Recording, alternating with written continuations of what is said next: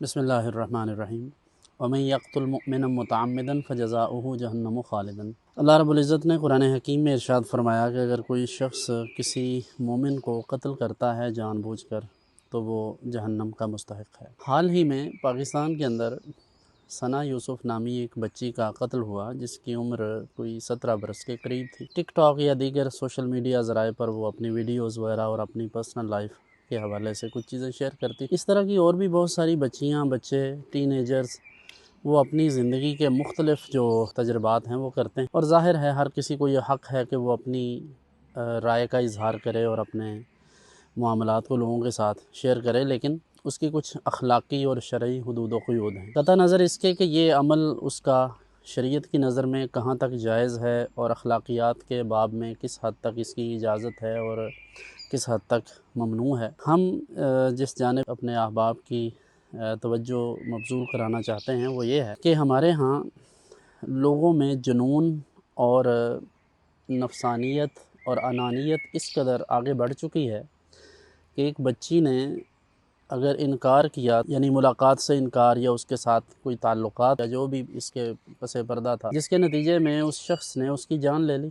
और जान लेना गोया कोई मसला ही नहीं है, यानी हमारी ख्वाहिशात पूरी ना हो तो हम किसी की जान ले लें।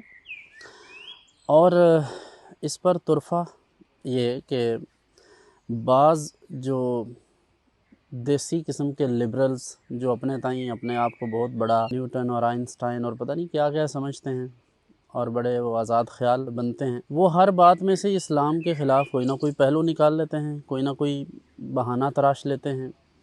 अब इस कातिल के पीछे भी वो गोया कि जी ये तो मज़हबी ज़हनियत का मसला है, फ़लाँ है। तो ये किसने कहा कि मज़हब ये कहता है? दीन इस्लाम तो ये कहता है कि किसी ने जानबूझकर कत्ल किया तो वो जहन्नम का मुस्तहिक़ है, जो कातिल है। तो ऐसी सूरत में इस्लाम ऐसी चीज़ों को कैसे सपोर्ट कर सकता है?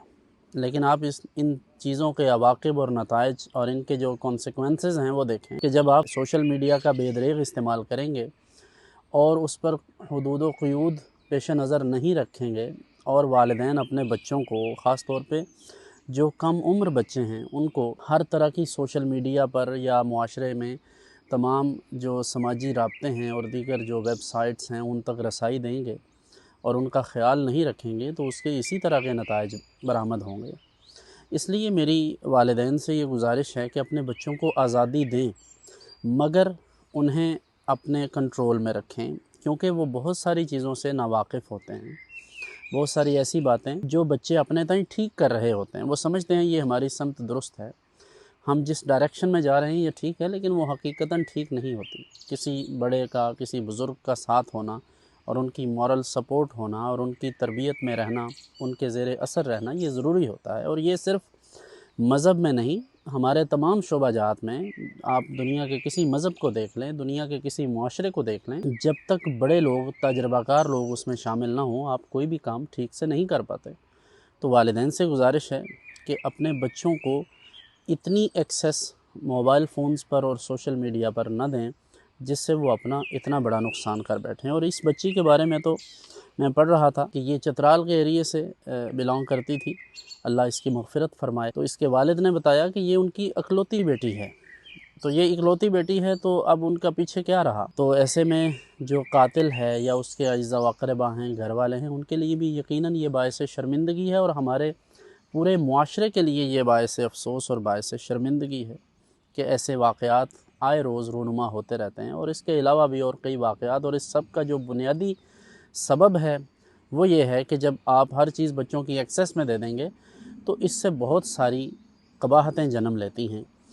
अलबत्ता इस हवाले से हमें किसी शख़्स को वो जब दुनिया से चला जाए तो उसके बारे में गलत नुक्ता नज़र या उसके किरदार कुशी या उसकी ज़ात के बारे में मनफी बातें ये हमें ज़ेब नहीं देती। नबी करीम सल्लल्लाहु अलैहि वसल्लम ने इरशाद फरमाया, हस्सिनु मौताकुम, मुर्दों की अच्छाइयाँ बयान करो। अगर किसी के इल्म में उसकी अच्छाई हो तो अच्छाई बयान करे, वगर ना उसके लिए दुआए मग़फ़िरत करे। अल्लाह ताला हमें हिदायत के रास्ते पर रखे और हमारे नौजवानों को अल्लाह रब्बुल इज़्ज़त दीन और दुनिया की तमाम नेमतों से नवाज़े और उन्हें अक़्ल व शऊर आगही अता फ़रमाए। और ये जो एक ख़ास तबका है जो अपनी नफ़सानियत, अपनी अनानियत की खातिर दूसरों की जान के दरपे हो जाते हैं, अल्लाह ऐसे लोगों को हिदायत अता फ़रमाए। اور بچی کے والدین کے ساتھ ہم تعزیت کرتے ہیں اور دعا گو ہیں اللہ انہیں صبر عطا فرمائے اور اس بچی کو اللہ تعالیٰ اپنی رحمت میں ڈھانپ لے۔